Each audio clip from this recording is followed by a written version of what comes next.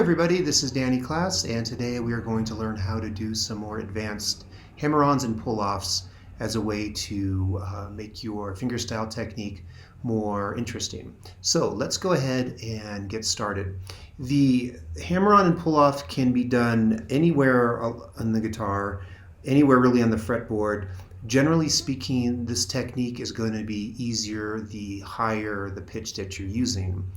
And so because of that, I will be just going off the first string, and I will be using my first finger on the second fret and my second finger on the third fret. The notes that are going to be used are E, open E, F sharp, and G.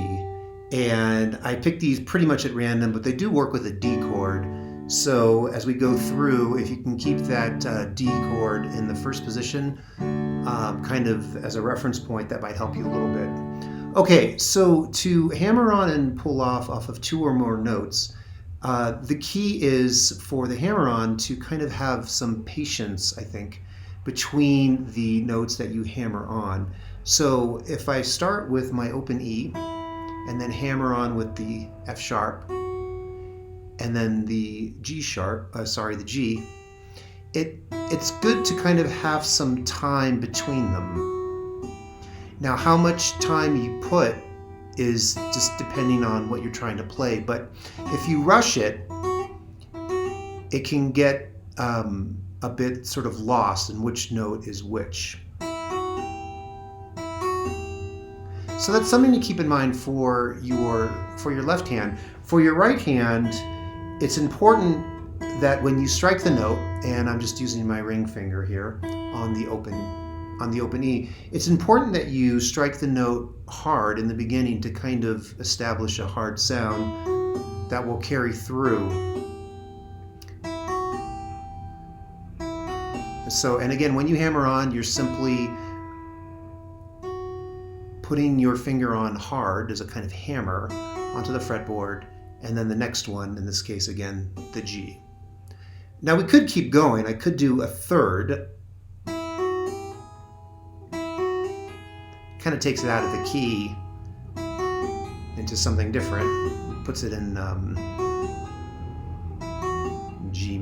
mixolydian.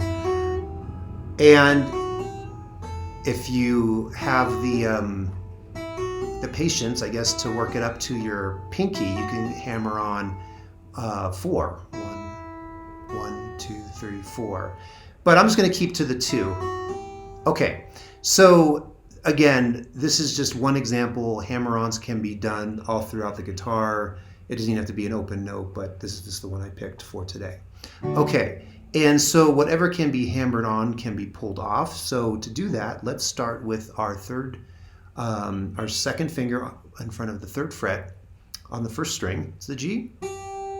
And then to pull off, I explained this in another video, but just to kind of reiterate, the trick is you don't want to pop your finger up. You don't want to do that because you're not going to be able to get the note that follows. Everything's going to be kind of lost, really. It just kind of goes away. What you want to do instead, and this works really well on the first string because of the space you have after that, what you want to do is kind of notch it down, sort of pull down. It's not so much a pull off. I think of it as a pull down. Down meaning physically down towards the ground.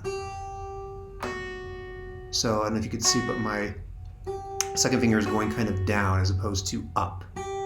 Up, nothing there. Down, you can kind of notch it. I'm overdoing it a bit. And then you go to the next string. And by the way, when you do that, your finger behind has to be ready to go. It has to be already pressed. That's the key there for this particular one. And then that can be notched off to the open.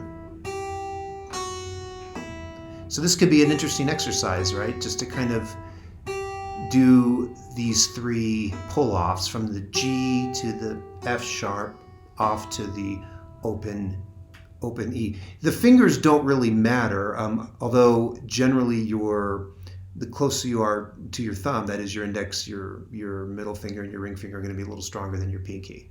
But you don't have to do it that way whenever you hammer on and pull off. But I guess in the beginning, those fingers might be the best places to start. So from the top, if we hammer on from the open E to the hammered on to the F sharp to the G, and then pull off from the G to the F sharp to the open E. And I would encourage you to do that a bunch of times.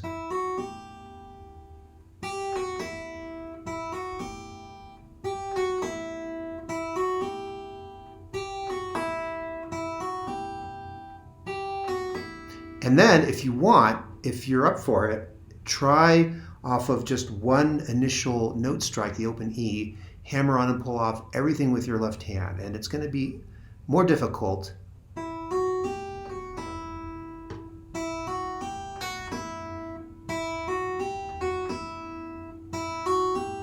But it could be good practice to really kind of get that notchy kind of feeling as you pull off.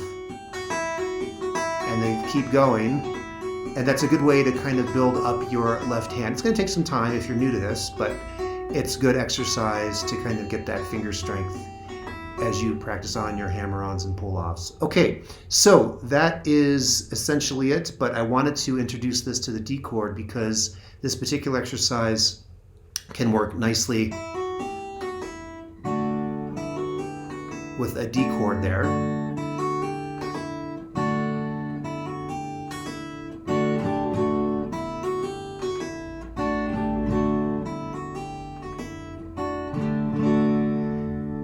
And so that's one way to make this particular hammer-on more interesting and the pull-offs more interesting. And once you get that down, it might be a good idea just to pick a random chord shape and try some hammer-ons and pull-offs within that chord shape, and to sometimes play the chord, which is good practice to learn the chords too. Okay, so thank you very much for watching. Please remember to subscribe, and I will see you next time. Bye-bye.